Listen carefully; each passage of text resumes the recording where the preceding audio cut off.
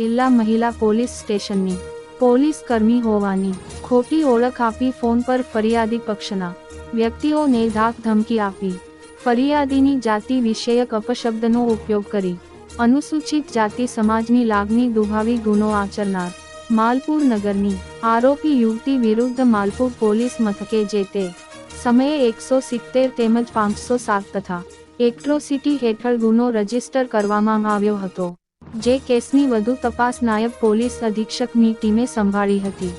પોલીસે આરોપી વિરુદ્ધના પુરાવા એકઠા કરી પરીક્ષણ માંગ મોકલી તેનો રિપોર્ટ આવ્યા બાદ આરોપી યુવતીની ધરપકડ કરી નામદાર કોર્ટમાં રજૂ કરી આરોપી યુવતીને સાબરમતી મધ્યસ્થ જેલ ખાતે ખસેડવામાં આવી હોવાનું નાયબ પોલીસ અધિક્ષક SC/ST સેલના RD ડાભીએ નિવેદન આપતા જણાવ્યું હતું. તારીખ 17/8/2023 ના રોજ માલપુર પોલીસ સ્ટેશનની હદમાં ફરિયાદી મહેન્દ્રભાઈ હીરાભાઈ વણકર દ્વારા ફરિયાદ આપવામાં આવેલી. જે ફરિયાદમાં આ ગુનાના કામના આરોપી બેનશ્રીએ પોતાના મોબાઈલ ફોનથી ફરિયાદીને જાતિની લાગણી દુભાય તેવી રીતના કોમેન્ટો કરેલી અને પોલીસને ઓળખ ખોટી રીતના આપેલી હતી.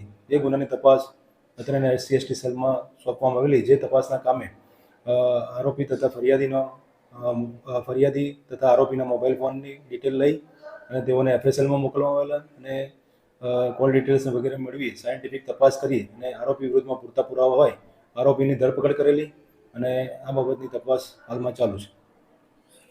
આ જે આરોપી યુવતી હતી એને હાલ અટકાયત કરીને ક્યાં મોકલવામાં આવી?